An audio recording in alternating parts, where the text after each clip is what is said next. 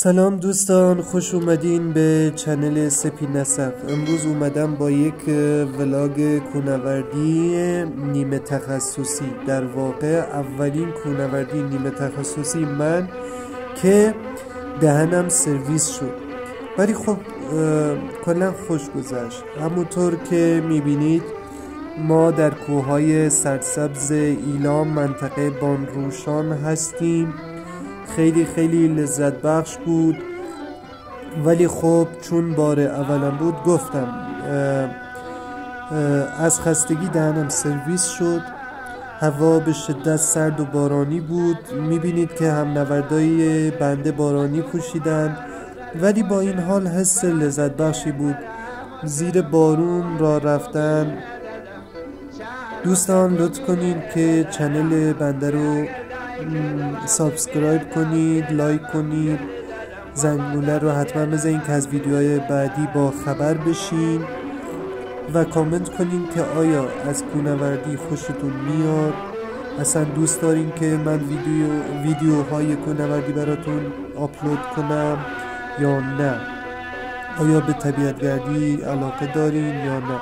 خب همونطور که میبینیم ما داریم به صورت پراکنده را میریم، چون که داریم برمیگردیم. در واقع کوههای سرسبز رو میبینید، آسمون آبی زیبا رو میبینید، صخره‌های زیبا و دره زیبا که من حقیقتا جرئت نداشتم نزدیکتر برم، چون از ارتفاع به شدت میترسم.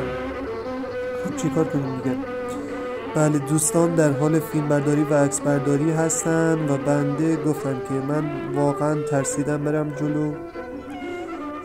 این طبیعت سرسبز و بکر رو داریم میبینیم که خیلی جالب بود. زمیناش سوخته بود، داریم میبینیم که زمیناش سوخته بود. نمیدونم کی آتیششون زده، ولی واقعا هر کسی بوده واقعا کار اشتباهی کرده، چون ما چند تا لونه مورچه دیدیم که همشون سوخته بودن و واقعا کار غیر انسانی هستش دوستان.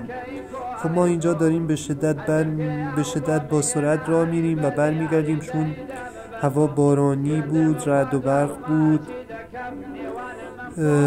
و واقعا سردم بود دوستان.